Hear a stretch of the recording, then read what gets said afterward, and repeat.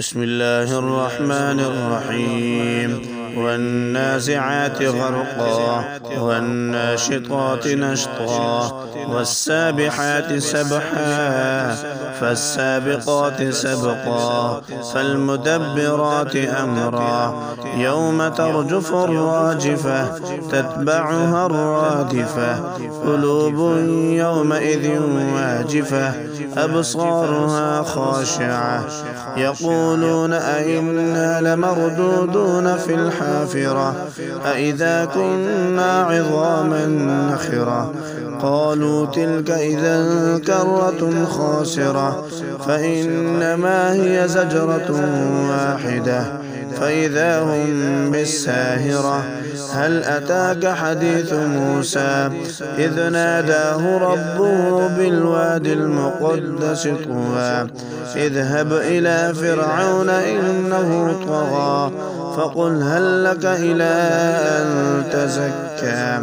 وأهديك إلى ربك فتخشى فأراه الآية الكبرى فكذب وعصى ثم أدبر يسعى فحشر فنادى فقال أنا ربكم الأعلى فأخذه الله نكال الآخرة والأولى إن في ذلك لعبرة لمن يخشى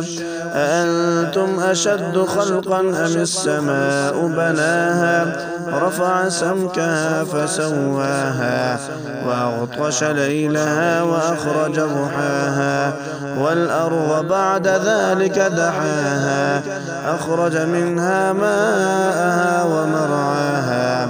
والجبال أرساها متاعا لكم ولأنعامكم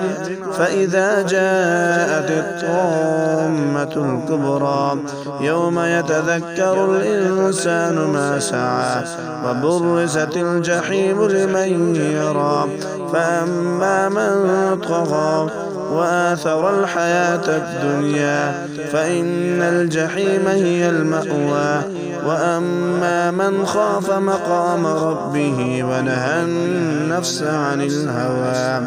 فإن الجنة هي المأوى يسألونك عن الساعة أيان مرساها فيما أنت من ذكراها إلى ربك منتهاها إنما أنت منذر من يخشاها كأنهم يوم يرونها لم يلبثوا إلا عشية أو ضحاها.